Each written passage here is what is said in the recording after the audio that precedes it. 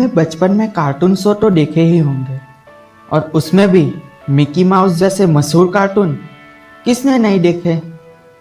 लेकिन क्या आपको पता है ये मशहूर कार्टून बनाने वाले निर्माता की संघर्षपूर्ण कहानी? अगर नहीं तो आज कार्टून दुनिया के आइकॉन वॉल्ट डिज्नी के प्रेरणादायक जीवन को शुरू से जानेंगे। वॉल्ट डिज्नी एक अमेरिकी गतिचित्र और टेलीविज़न निर्माता और एनिमेट फिल्म बनाने के रूप में प्रसिद्ध है। कार्टून फिल्म में मिकी माउस और डोनाल्ड डक जैसे कार्टून चरित्र के निर्माता के रूप में वो फेमस हुए। उन्होंने जिस डिज्नी कंपनी की स्थापना की वो दुनिया के सबसे बड़े मनोरंजन समूह में से एक बन गई है। इस उपलब्धि बदल उनको 22 बार ऑस्कर अवार्ड दिए गए हैं और ये अपने आप में बहुत ही बड़ा विश्व रिकॉर्ड है। डिज्नी ने अनेक संघर्ष के बाद ये मुकाम हासिल किया है। शुरुआत करते हैं वॉल्ट डिज्नी के बचपन से। वॉल्ट डिज्नी 5 दिसंबर 1901 को शिकागो में जन्मे थे। वॉल्ट डिज्नी को बचपन से ही ड्राइंग और कार्टून बनाने का शौक था। उनके स्कूल के टीचर भी उनके कलात्मक कौशल के लिए उनकी प्रशंसा करते थे, लेकिन उनकी पढ़ाई पूरी नहीं हो पाई और उन्हें स्कूल छोड़ना पड़ा।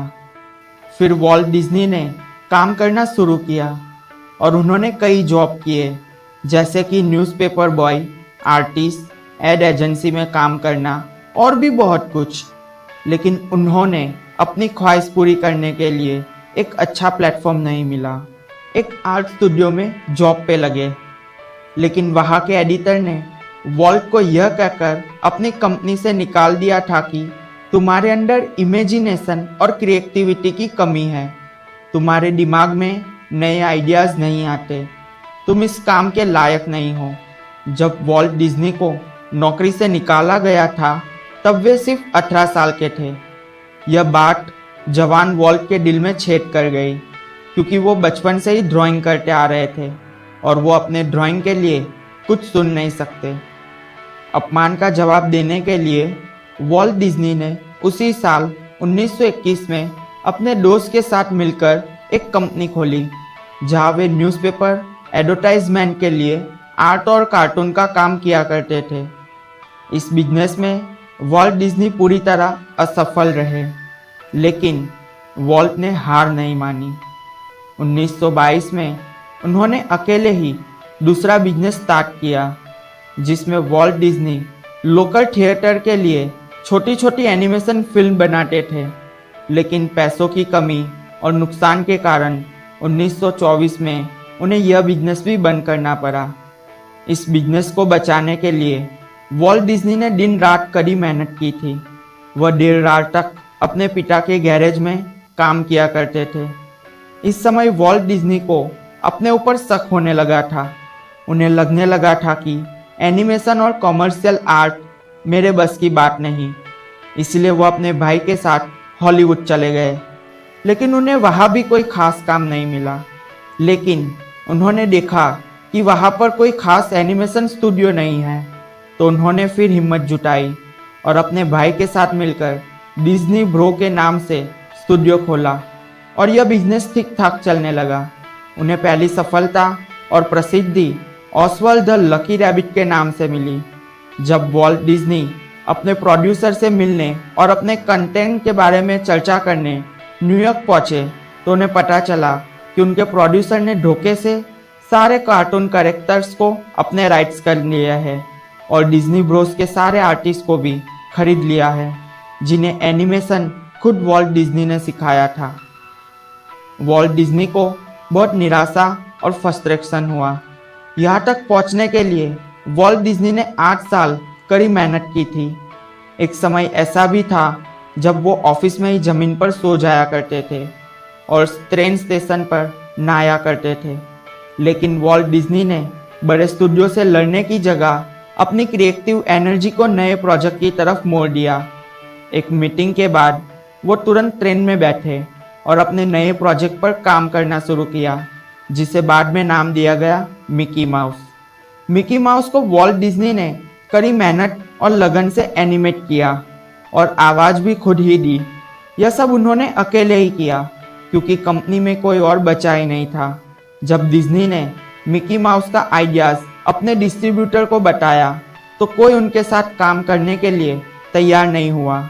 डिस्ट्रीब्यूटर का कहना था कि लोग बड़े पर्दे पर चूहे जैसे रॉडेट को देखना पसंद नहीं करेंगे, लेकिन वॉल्ट डिज्नी को धुन सवार थी। जब मिकी माउस की कंसेप्ट फिल्म तैयार हुई तो कोई भी बैंक उनको फाइनेंस करने के लिए तैयार नहीं था। फिर वॉल्ट डिज्नी सभी जगह घूम घूम कर अपनी फिल्म और कंसेप्ट की बात करते 300 मीटिंग के बाद एक बैंक मुश्किल से तैयार हुआ उन पर पैसा लगाने के लिए। 6 साल की कड़ी मेहनत के बाद 18 नवंबर 1928 को मिकी माउस थिएटर में पेश की गई, जिसने वॉल्ट डिज्नी को एक नई पहचान दी। ऐसा नहीं था कि वॉल्ट डिज्नी को असफलता और धोखे से तकलीफ नहीं हुई। मिकी माउस के सफल होने के बाद भी उनकी कंपनी कर्जे में डूबी थी। उन्हें रात में नींद नहीं आती थी। वो फ़ोन पर बात करते करते रो दिया करते थे या मीटिंग और रिहर्सल में भी ध्यान नहीं लगा पाते थे। लेकिन उनमें एक खासियत थी कि जिस कारण वो छोटी बड़ी सारी परेशानियों से निकल पाए। वॉल्ट डिज्नी अपने फेलियर के बारे में खुलकर बताते थे। उनका फेलियर से लड़ने का तरीका था कि वह असफलता और कठिनाई के समय पर वो और बड़ा विज़न देखते थे और उन्हें पूरा करने के लिए उत्साह के साथ लग जाते थे। मिकी माउस के बाद जब डिज्नी कंपनी 4 मिलियन के कर्जे में डूबी थी, तब वॉल्ट डिज्नी ने पहली full length animation feature film बनाने की ठानी। फिर जब उन्होंने लोन उठाया और 3 साल की मेहनत और नए रियलिस्टिक एनिमेशन की खोज करने के बाद 1937 में स्नो वाइट और द 7 ड्राफ्ट रिलीज़ हुई और यह फिल्म अत्यंत सफल रही। इसके बाद कई चैलेंज आए और डिज्नीलैंड खोला गया, लेकिन वॉल्ट डिज्नी ने पीछे मुड़कर नहीं देखा, क्योंकि वो इस समय तक अपना नाम और काम स्थापित कर चुके थे। वॉल्ट डिज्नी के जीवन में भी कई असफलताएं आई। कई बार लोगों ने उनका साथ नहीं दिया, कई बार धोखा दिया, लेकिन इसके बावजूद भी उन्होंने हार नहीं मानी। खुद पर भरोसा करते हुए आगे बढ़ते गए और आखिर में सफल हुए। कहते हैं ना, आँखों में मंजिलें थी, गिरे और संभलते रहे। आंधियों में क्या दम था, चिराग हवा में भी जलते रहे, चिराग हवा में भी जलते रहे। ध्रुव पहचान।